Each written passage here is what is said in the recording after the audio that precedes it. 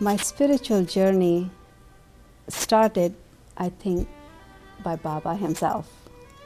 So why you? Why have you been given so much? I will answer that with a dream I had. Welcome to Souljourns, a continuing series of interviews with followers of Indian holy man Sri Satya Sai Baba. This is Dolly Daily, whose name was changed by Sai Baba himself to Shivangini. Shivangini packed lifetimes of spiritual growth in the brief 7 years she was with Baba until her death in the year 2005. This interview was recorded in Midland, Michigan in April of 2004. What was it in the world that drew you so close to Sai Baba after spending most of your life not close to any spiritual form? Well, my spiritual journey started, I think, by Baba himself. How I got into it, it was about 7 years back, January of 1997, when suddenly I found myself having a variety of spiritual experiences. They were so varied in nature. I was having holy dreams, visions, and many appearances in our home of material objects, which appeared from nowhere, literally. And we call them miracles, all miraculously these things happening. I just want to make sure I understand. Yeah. Up until that time in your life, 7 years ago, you had few spiritual thoughts or experiences or no spiritual thoughts or experiences? I was a believer of God and had very, very simple, basic discipline of bowing down to God every morning before I go to work, before I step out of the home. And that was it? That was the extent. Other than that, I was not even familiar with any spiritual practices. If somebody asked me to do it, I won't even know what to do exactly. So all of a sudden your life changes. You have these spiritual thoughts and spiritual manifestations and miracles in your home. Right. What did you make of all this? It was very fascinating. Initially, actually, it was a little frightening too. Sure. Because I didn't know whether it was my mind which was tricking me into all these things. I was hallucinating or what, but things were happening. But as my experiences progressed, I realized that it was not all that bad. It was wonderful. It started giving me the peace, the joy, which I had never experienced before. Did it take a form? Did it have a name? Did you know it was Sai Baba? Yes, very much so. And the story goes like this. Before I started experiencing these things, a friend of mine who is a Sai devotee, she saw Sai Baba in her dream, and Baba told her that he's going to Dolly's house, Shivangini's house. And by the way, Shivangini is the name that Swami has given me. My original name is Dolly. Does Shivangini mean anything? Yeah, actually, Swami told me, explained that Shiva, Lord Shiva, is the one form of the god that in Hindu religion, and Ang is the limb, the body. So Shivangini means limb of Shiva, body of Shiva. And he further explained that you are not the only Shivangini, actually all beings are the limbs of the God. What a beautiful story and a great name. Now, you were in somebody else's dream. Your friend had Baba tell her to come to you to share the news about Baba? No, she had the dream that Baba told her in her dream that he's going to Dolly's house. She never chose to tell me this because she thought I'm not Sai devotee, I'm not going to do anything with this information. And to that friend of mine, we actually striked as not very religious people, which we were not. So she did not even tell her dream to me, but a week or two later, we were on the phone having general conversation, and by that time, I was having these miraculous experiences and all that. So I knew that she was Sai devotee. So I asked her, you believe in Satya Sai Baba. Do you also believe in Shirdi Sai Baba? Because some of my initial experiences were relating to Shirdi Sai Baba. So she says, yeah, but why do you ask? I said, I'm having some strange experiences, so strange things happening here. And then she says, before you tell me all the details about your experiences, stop, let me get my husband on the phone. I had a dream of Satya Sai Baba telling me that he's going to your house, and I told him about my dream, but I never shared this with you. But now since you are mentioning that you are having these experiences, let me tell you that this is what had happened. So I learned about her dream later, but I was having the experiences prior to that, just during that time. So when that happened, with these experiences and the revelation from your friend in her dream, Baba was going to come to you, did you become even more excited? Did you become frightened that something supernatural was happening? How did you handle all this? Actually, this is a long, long story, and we ended up writing all our experiences and all the details in a book form. And your book is called, for anybody who would like to see it, it's Inner Experiences, and it's available in Tustin, or is it available in India? I think it's available in all different centers in India, and at the Prashanti Nilayam, of course. And you recount your stories. You're being introduced to Baba in that book. Right, right. All our initial, it was a 2-year saga, literally, 2 years into the journey when I published this book. Though the journey continued afterwards, but that book contains only first 2 years of experiences. And before we go on, you're telling us about Baba giving you the name Shivangini and explaining what that is, and presumably many other messages too, and insights and blessings. How does he speak to you? Some people hear his voice, some people intuit his understanding. What about you? See, initially, he taught me how to meditate. And when I say he taught me, it was like a thought to thought, my thought and a counter thought. And it was very clearly that it was somebody else's thought. That's how I'm saying that it was Baba talking. And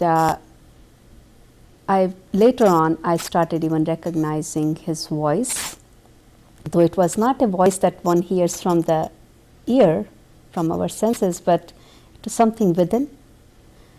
And even the inflection of the tone, like whether the voice is happy, excited, sad, or sad, Baba never is, but what I mean, the tones, inflection of the tones, I could pick in that conversation and the communion that I had with him. And how do you tell the difference between the voice of Swami and the voice of your own human desire or your own ego? See, there are some thoughts which are mine. I'm familiar with me and my mind. But when a thought comes which is actually very counter to my own thought, and also it is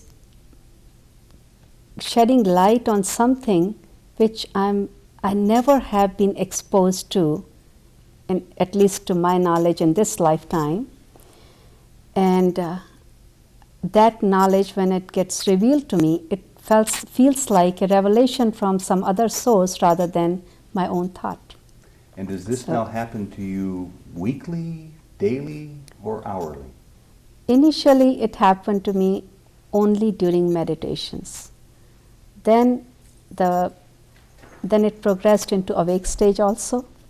While walking, talking, moving around, I was hearing these, I don't want to call them Baba talking all the time, but it was more like a guidance, a coaching, a counseling, that kind of phenomena going on. And then further, it progressed to no full sentence communication. It was more or less a word here and there, and rest was for me to figure out. And then it further progressed into Baba saying, you and I are one. So operate in that oneness. So he gives you some puzzles, some riddles to figure out every once in a while. Am I correct in Yeah, you can say that. in remembering correctly, and tell me if I'm not, that recently you told us that he gave you a single name without anything more, the name Chakravarti. And so in an example like that, what do you make of that puzzle piece if he doesn't tell you more? What I do over this period of 7 years, I have learned not to keep asking Baba a question after every little thing that happens. So I give it the time that is necessary for natural unfoldments of these messages. So when he gives me that word, I just tuck it in my mind, write it down so that I don't forget. But I don't try to analyze, evaluate a whole lot at that time. It turns out that sometimes the meaning gets revealed within a day or two, sometimes in 6 months. I'm patient with it now. And you probably look back and smile and chuckle to yourself that, aha, it all makes sense. Yeah, actually he has taught me the language Sanskrit through this mechanism of giving me words, which I don't know Sanskrit language. So I learned it was again his will that when he wants something done, he streamlines everything, that I ended up acquiring a Sanskrit to English Hindi dictionary. And every time he gives a word, I just go look up into my dictionary and find out what it means. He put you up here in the smack dab in the middle of Michigan in the small town of Midland, where there can't be but a handful of people who have even heard of Sai Baba's name before. How do you share this series of gifts and revelations to you from Baba? What do you do with it when it comes to just being an instrument for other people who want to know about Baba? I will answer that question by saying, taking you back into time a little bit. After the 2 years of spiritual experiences, it felt as if somebody just very rapidly gave me a lot of the understanding of the religion and spirituality, and then to further evolve me or uplift me, I was inspired to start teaching the community children the human values. That's a program of Swami. So these are children of parents who live here in Midland who may not, probably are not Sai Baba followers. Absolutely. That's You're correct. teaching his human values to them. Right. So you are passing on Baba's. Right. So this process began of teaching human values classes to children, religion classes to children, and even having study circle with the adults, teaching Bhagavad Gita to our small community, and I won't call it, conducting Thursday bhajans every Thursday in our basement here. So when we engaged in these kind of activities, people came to know, they started participating, and more people found out about Baba. And when I started all this, intention was not Baba. That's exactly what Baba wanted. He did not want Baba to go out, he wanted his teachings to go out. And when we started doing these, by the way, we do holy festivals. Each of the holy festival that is celebrated in Prashanti Nilayam, we were doing the same thing here in our house. So when people participated in those holy festivals, which they are very familiar with, so at that time, they slowly got exposed to Baba and his teachings. Real briefly, tell me something about the old Dolly Daily before she became Shivangini. Would you like to know? Who were you? What did you do? You had this tremendous area in your life that's now filled with Sai Baba that wasn't filled before. How did you That's occupy true. your thoughts and your time? Okay, I think I can attempt to answer that. Let me put I it was a very worldly person, not spiritually oriented, living here in this small town with my family, my husband, 2 children, and enjoying worldly life and pursuing a career in a chemical corporation here, Dow Corning. And I would say that I was happy-go-lucky kind of person. You liked who and- you were. Pardon me? You liked who you were. Yeah, I mean, everybody has, ups and downs of life and few things you are not satisfied with and all that, but by far it was good. I liked it. I liked who I was, but after getting exposure to and this training and coaching from Swami, and that too all at heart level, I have personally not even spoken to him once, it's all within. You've never had an interview in the flesh with Baba. I'm not one of those lucky ones. No, I didn't. So Those people may say you're the lucky one. I don't know. When I see them having interview, I really feel they are lucky. Oh my God, look at that. So, but I think that is what I lost my chain of thought. That I, was happy with who I was, but this taste of peace and joy that he gave me, and all this knowledge which I didn't even think I was capable of comprehending, which he gave to me in such a short time, I think it made me realize that what all I was missing earlier, and thinking that I'm happy, and how myopic I was in my understanding of happiness. Now you're probably going to tell me it's impossible to describe, but you just mentioned the taste of peace he gave you. Can you attempt to describe that? Yeah, in the scriptures they call it bliss. To tell you the truth, for a long time I didn't know what bliss means, but if I have to, since you are asking that question, what this taste of peace is, it is really nothingness, it's vacuity. It's equilibrium. It transcends all highs and lows. Yeah. It just allows you to be happy for no reason. Normally in life we look for a reason to be happy. I win $1 million lottery, I'm happy. But if I lose $1 million, I'm very sad. But here, I don't have to win a lottery or lose my money, nothing. I don't have to have people around to make me happy. I don't have to have possessions. I don't have to have anything. This is the kind of happiness which is just there all the time in you. So why you? Why have you been given so much? I will answer that with a dream I had.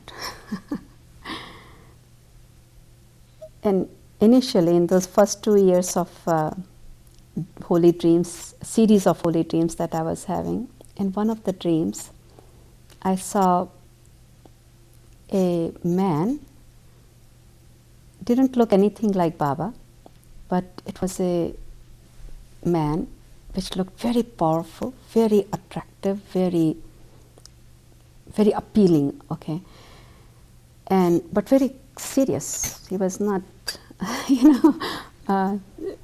he struck me as serious, mature person and very powerful person. It was in some place which I'm not familiar with, and it was a beautiful, gorgeous room.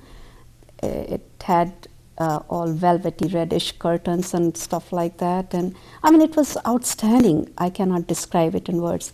in that room, this man was sitting at the corner of that, there was a table, and on the chair he's sitting, and there was one woman standing next to me, and I was there, and I had something in my hand, and I extended, and this lady who was next to me, it seems like a person who was older to me. That's all I can tell. I don't even know this person in real life. And she took something from me, which I was extending, and handed it to this man. And this man just looked at me and that woman, and with a very nice smile, he said, Sadbhav. Sadbhav means goodwill for others. And he got up, and as he got up, all the curtains that were there, those velvety curtains, they started like vibrating, yeah. And at that time, a voice came, which I can't say whose voice it was, and it just said, this is the blessing from God. And that was the end of the dream. Later, at that time, the way Swami was growing me up on the spiritual path, I would have these kind of dreams, and then as he has advised me to meditate, I would sit down for my meditation, and in the meditation he will impart the insight into the dream. So he gave me the understanding of what that dream was. To answer your question, why me? That was the sadbhav in me, the desire to do good to others, or having that, which brought me to this.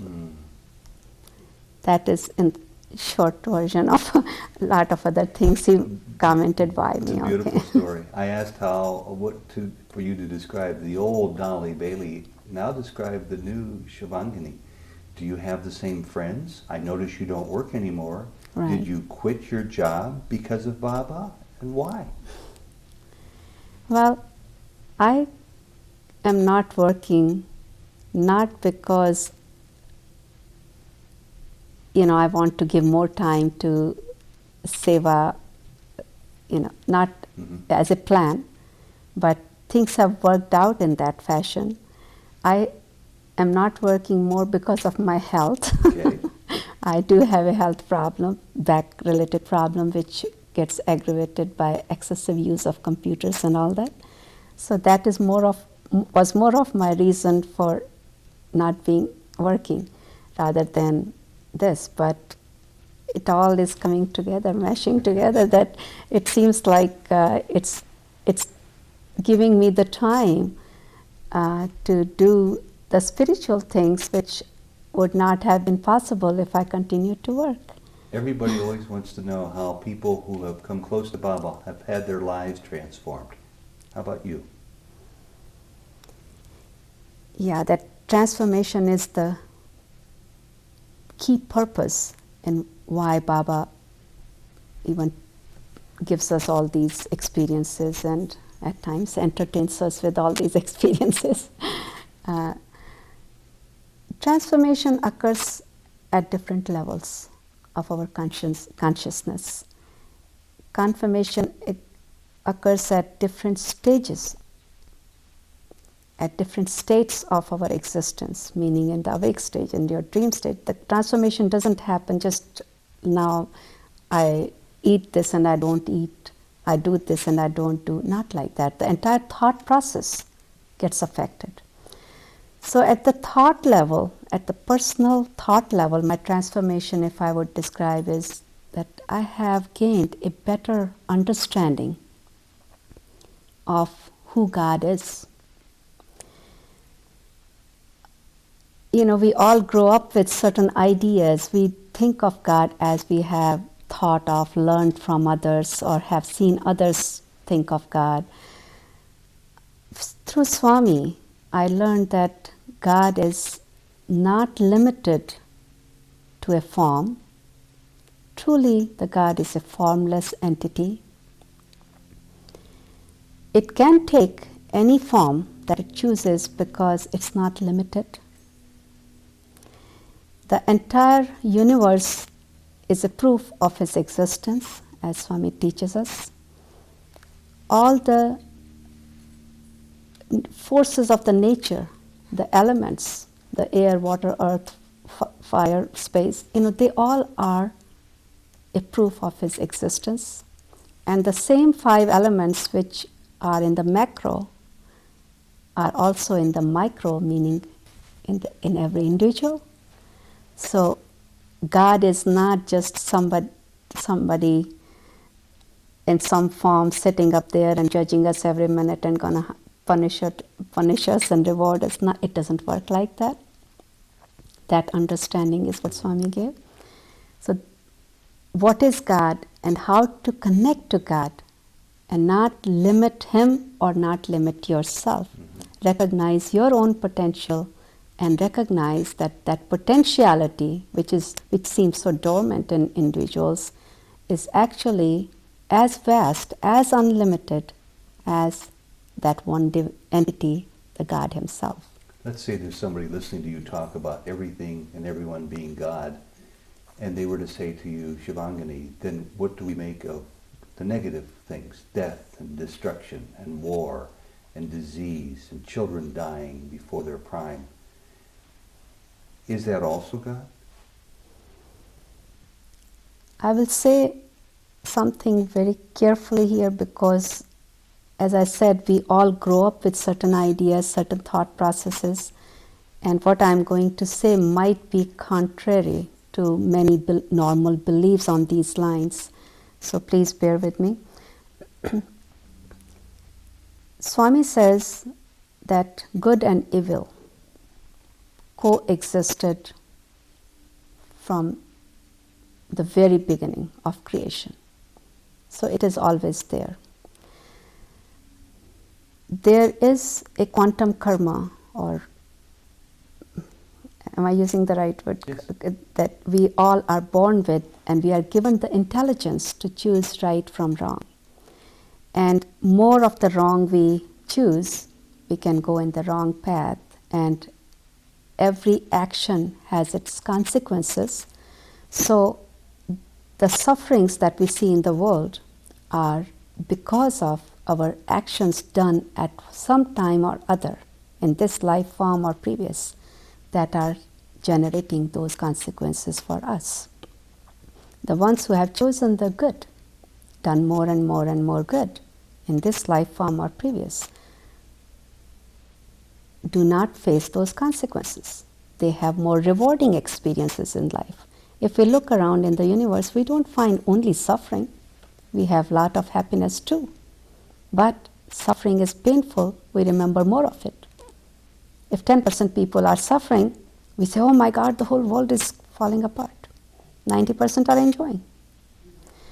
So I think it's an individual's perspective too, whether the glass is half full or half empty. Mm-hmm. So I won't say the world is full of suffering only.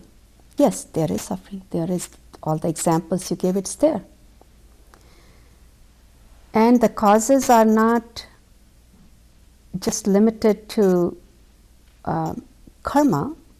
There are, at times, by God's design, things are happening to help us realize that everything has dual nature. Unless light is shown to us, we will not know what darkness is. Unless darkness is shown to us, we will not know light is. So there are certain things that are happening in the world today are for the purpose of exemplifying, for the purpose of teaching us. Now, what is our take from any of this teaching depends on the taint of our mind. What color of glasses we are wearing. If you are wearing red color glasses, the whole world is going to appear red. If you are wearing blue color glasses, it's going to appear blue.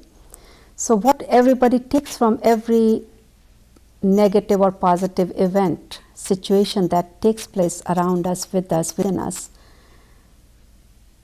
depends on individual. Did I answer your question? Yes, you did. Very well, in fact. And it makes me wonder, We were talking about this before, and I didn't explain myself very well, and maybe I won't either this time, but I'll try. It makes me wonder about your own personal karma. Even though you've been happy up until 7 years ago, your life has been empty of Baba. Now it's quite obviously full of Baba. And it makes me wonder if you were still burning off some important karma up until 7 years ago, and now you're being blessed because that's part of your past. That's an interesting one. Actually, I'm not sure if I've burned up all that karma. I might still be. Well, something caused this 7 years ago. What do you suppose it was? You had a nice life. Yes. If God comes into your life, that doesn't mean that you have to have a suffering in order to have His blessing. If He comes in your life, that also does not mean that there was no room for further goodness or further pleasure of having Him. So I think either way,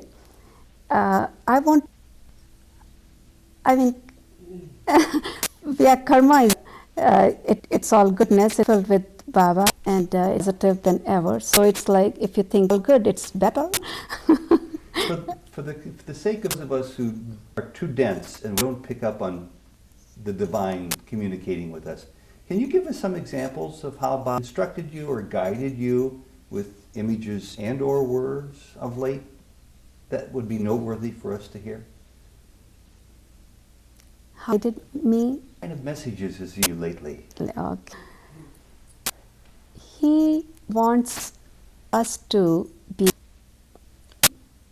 He wants us to be happy, ourselves happy. He wants us to not be a burden on Mother Earth. And how do we do that? More and more of our human values of truth, righteousness, love, peace, non-violence. And He has been guiding, if you're asking personally me, what guidance received, He has been teaching knowledge of Vedas and which help first the person realize the divinity in themselves and then allow to see the divinity in others, and then translate that further into actions and try to do good to others so that everybody receives that benefit. So that is in the nut he wants, or what kind of guidance he is giving. How and how long, where, when done is something Swami will decide, Swami will dictate, and he has brought point that I have realized that the true doer of our actions is the divine entity in us. Call it Atman or soul, spirit, or whatever names we might give it. But that is the real doer in us, the indweller in us. So with that spirit, I don't question whether I should do this or not. I know that the prompting will come. If I have the good desire, it will get fulfilled. And he has taken to a point where I have no desire. Literally have no desire? I have no desire. I might get tested one of these days to find out that I had a trace of some desire, but he has helped me to prove it to myself that, yeah. Let's talk about one of the he puts out for us to aspire to. In addition to not having a desire attachment to outcome, which is so well, equanimity. What if, for example, that your neighbor suffered a hardship, heaven forbid, friends of your, is that human concern still? Are you on your road to equanimity even with those areas?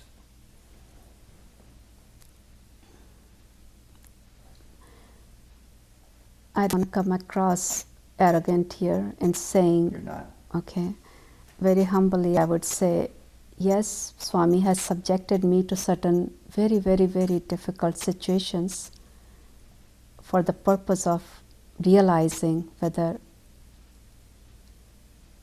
I should or can interfere ever with divine will. And that applies all around, whether it's me, my own family, my children, the neighbors, the nation, the world.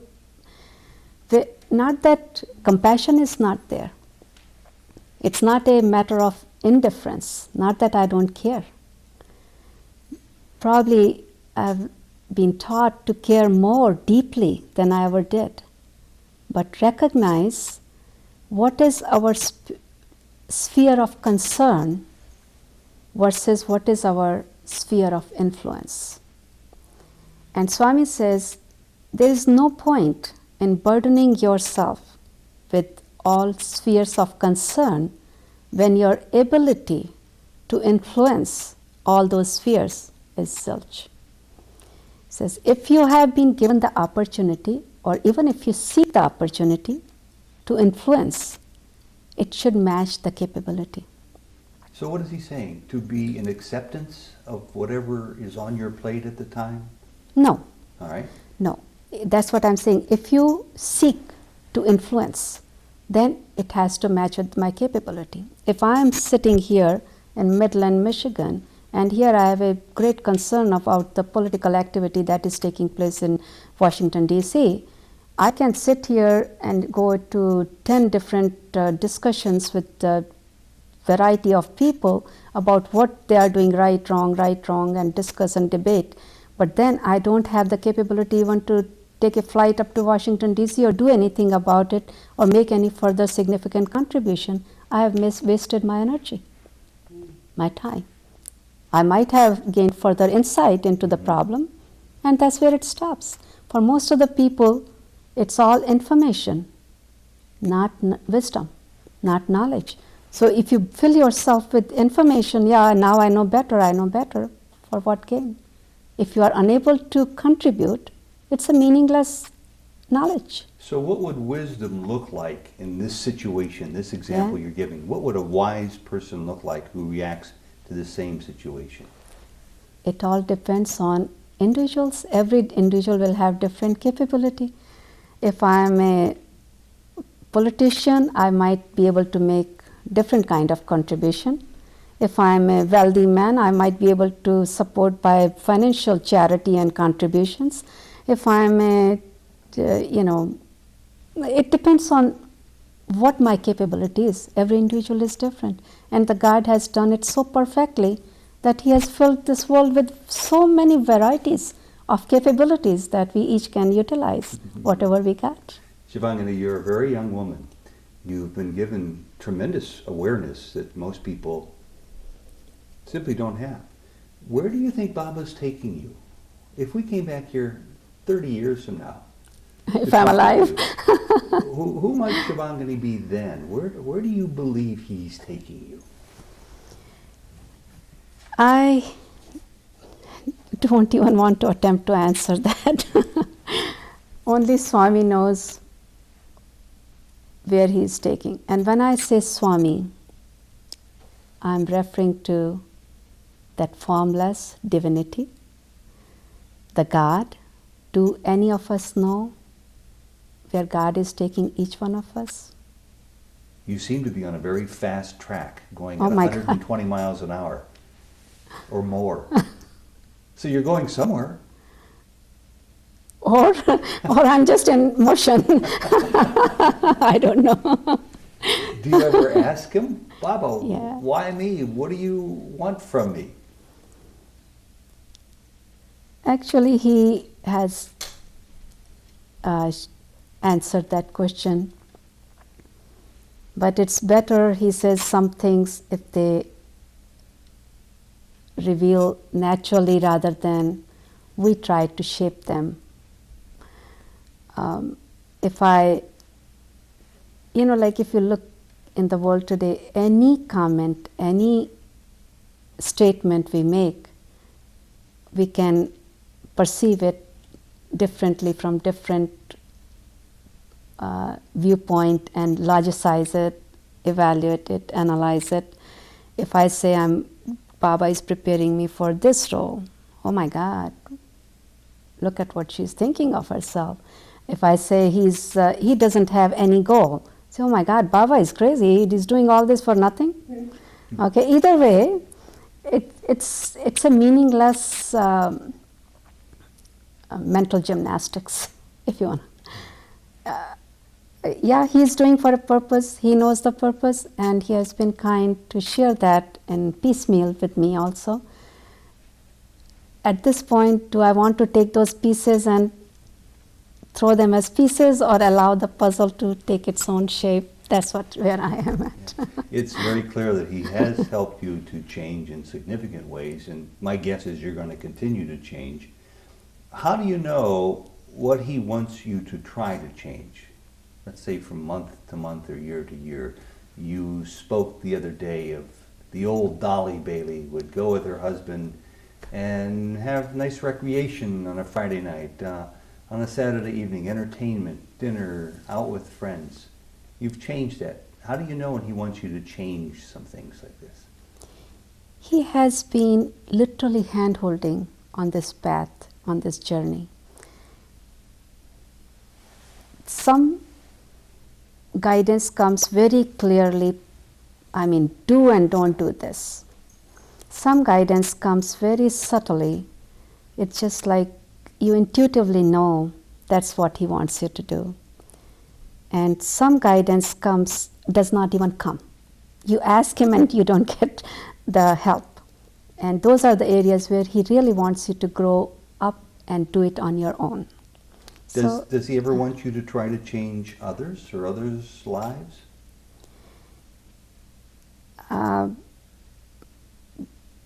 He has, yes.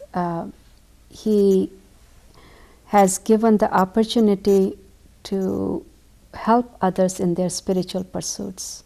So there have been people who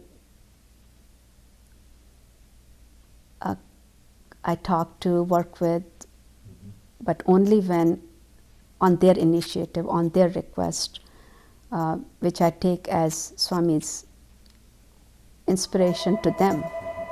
I realize that others, who knows who might hear your story here, but let's say, for example, somebody's in a quandary as to which direction they should take for their spiritual lives, and they really don't know where to go.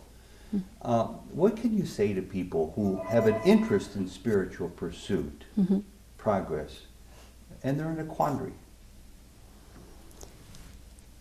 I have mostly started out with a questionnaire kind of thing, and it's not a formal questionnaire, but I do give this to people who have come for help to tell me, what do you do, what spiritual activity you do now, what is your goal, what kind of issues, if you have any, what are your interests and capabilities in terms of giving time to spiritual journey. So all those kind of understanding the individual should have before they decide what to do. It's like identifying the problem first before you find the solution. So Swami was the one who prompted me to put together this questionnaire kind of thing, which I found very, very helpful whenever people came for any guidance. To just have them think more what they want, why religion, why spirituality, what are they expecting from it, what religion would do for them. So that kind of understanding when they gain, then they are more apt to find out what is the solution which is going to work for them. For some people, increase in the spiritual practices is the answer. And for some people, forget everything, just focus on your virtues, become a better person. And for some people, go do seva. Like different people have different. I know an area in which I think you can right now be of tremendous help to many people. And it's based on your incredible awareness of Sai Baba in your life. And many people feel they're in a similar boat, that their lives have been blessed since they become aware of Baba. And it's also based on the fact that as you go to see him in the form in Puttaparthi, he does not invite you in. He does not come up and sit down and talk for a half an hour with you. He does not presumably come over and make vibhuti every day for you. And I know that that's a challenge for a lot of people who go to see Baba and they feel Baba doesn't see them. Mm-hmm. How do you reconcile that? I will answer that question with my personal experience. After 2 years of having experiences initially and writing down all the experiences, put it in the form of a book, he asked me, come see me in Puttaparthi. Ah. I went there with the book in my hand, all excited. Book meaning it was not a published book, it was, like a, what do you call, manual? Manuscript. Manuscript. And that I had with me. And with his blessing, of course, everything was streamlined. Book was published within 10 days and I came back with the books and everything. But he did not even look at me. He will come, go past me, but he never looked at me. He never talked to me.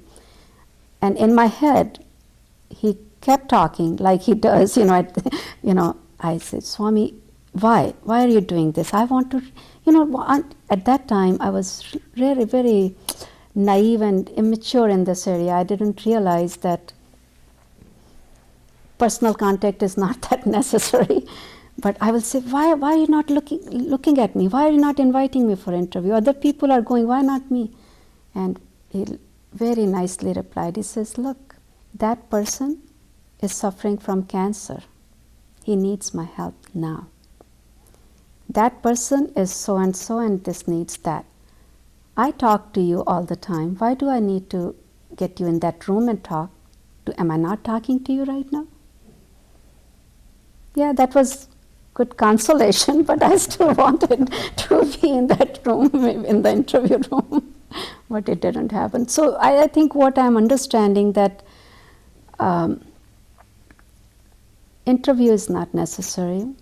His one glance from 20 feet is sufficient to get his blessings, get his whatever you need and deserve.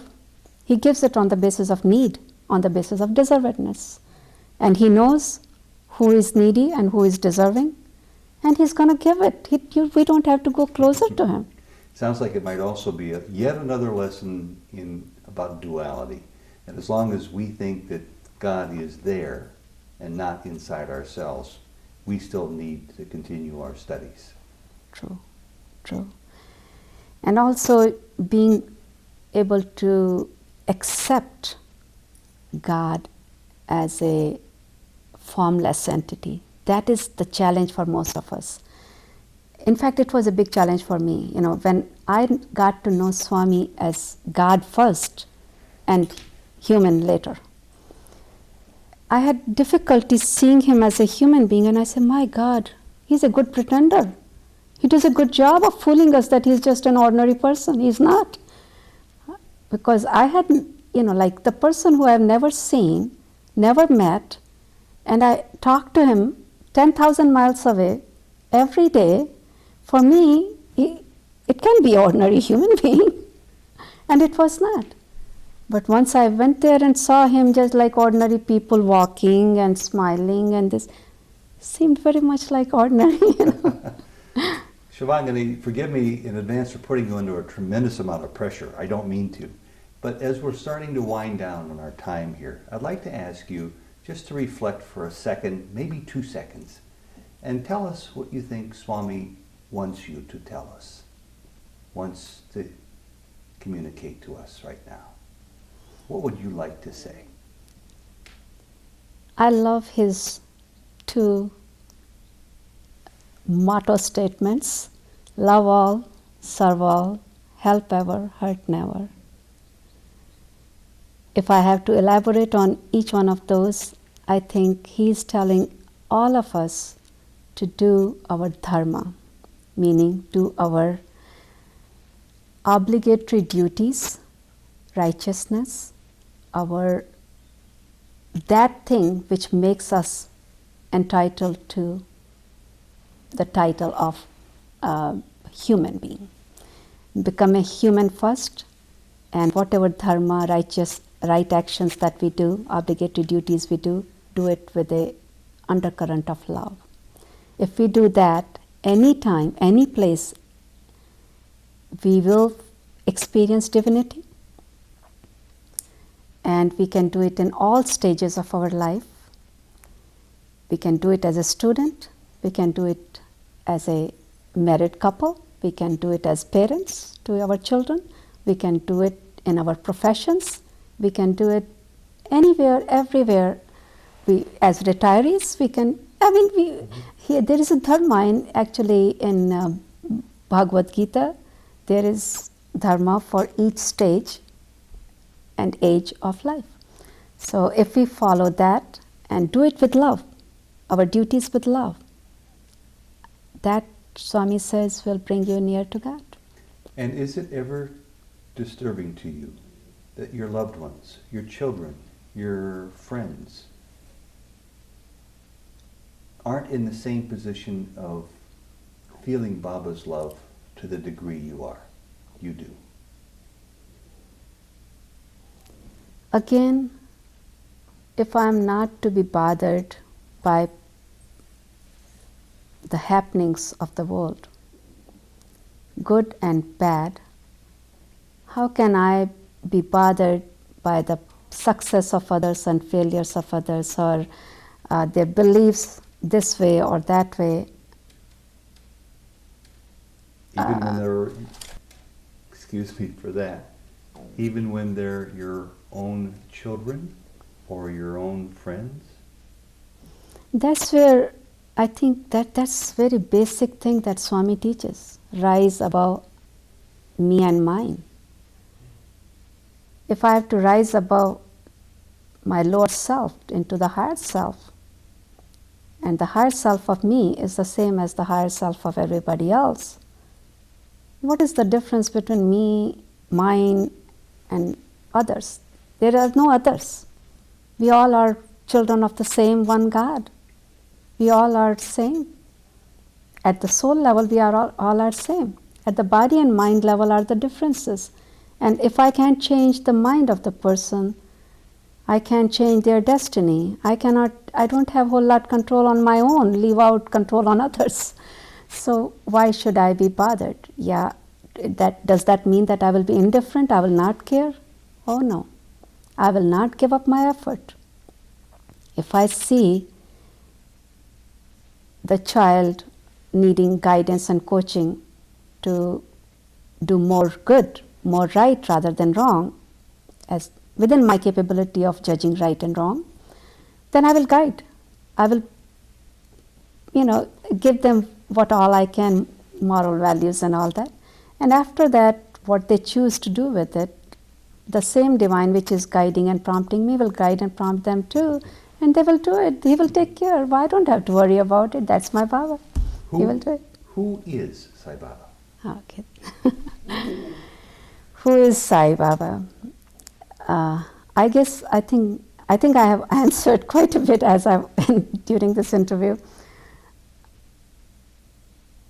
Sai is a different things to different people. The ones who have known him as a great humanitarian who is building these hospitals, offering free medical treatment to people, who is building all these, what are those water projects, providing water to 750 villages in town, to the drought areas and all that. To those people, Baba is a great humanitarian. To some, Baba is a great spiritual leader. To some, he is a man of miracle. He can materialize vibhuti, he can materialize these rings and chains, and in my own home, he materialized 3 books. He materialized 2 pearls, which I showed you guys yesterday. He materialized, what do you call that, that seashell kind of thing? Coquina. What's that? Coquina shell. coquina shell.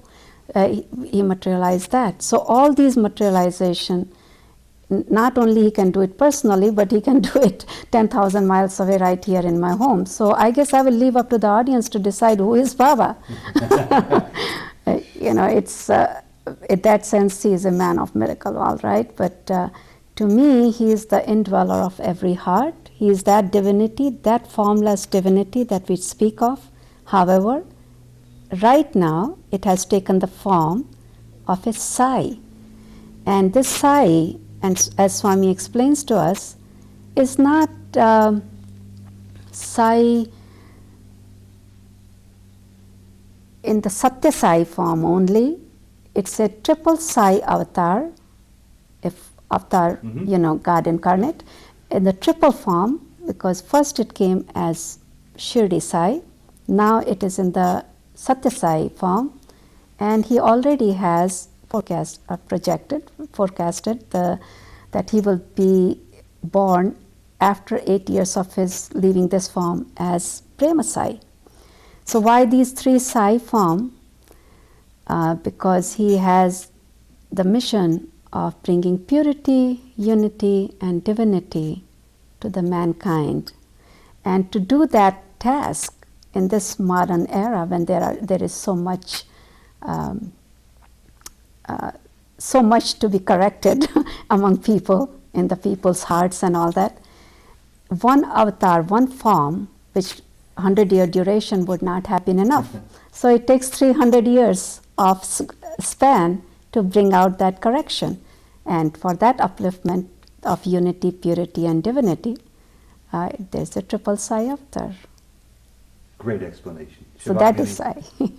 Thank you very, very much. Oh, thank you. I appreciate you giving me this opportunity to share. And Sai Ram. Sai Ram.